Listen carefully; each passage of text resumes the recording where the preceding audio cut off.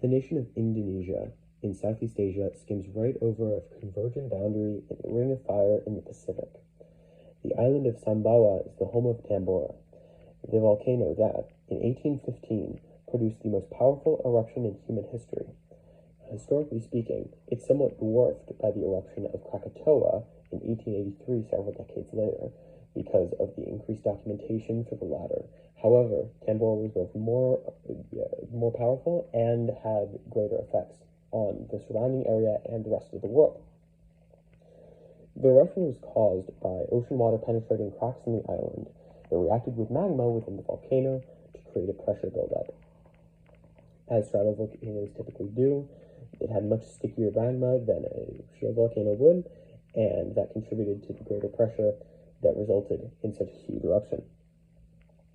Tambora immediately resulted in thousands of deaths. Tens of thousands of more were on the way due to famine, disease, and a tsunami in the nearby area. The explosion itself was heard thousands of miles away on all islands of Indonesia, and it shattered many a sailor's eardrum at the time. The effects were not just confined to Indonesia either. It swept the entire world, which resulted in 1816 being declared the year without summer.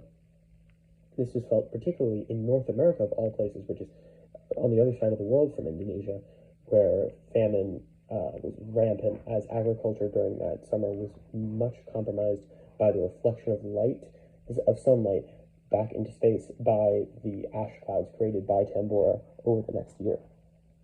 It also resulted in lower temperature, lower rainfall, and just a less serviceable time for crops overall in that particular year. And as such, an eruption this big, though again there are a few that share such a large effect size, typically affect nearly every ecosystem, every part of the ecosystem, every cycle, every system that it is possible to imagine on the Earth. Now, there is something of a lesson to be learned from this eruption. Now, fortunately, we have mostly learned it as the deaths caused by eruptions such as this have been kept to a minimum in more recent years. But it's really to be wary of possible eruptions, especially ones that are this big, and as our technology has increased, we're generally able to predict them with greater certainty than we were, of course, 200 years ago. Now, Tambora would still be catastrophic even today on the agriculture of the world for another year. However, its effects would at least be lessened, particularly nearby in Indonesia, and it would likely be far less catastrophic in terms of overall death toll.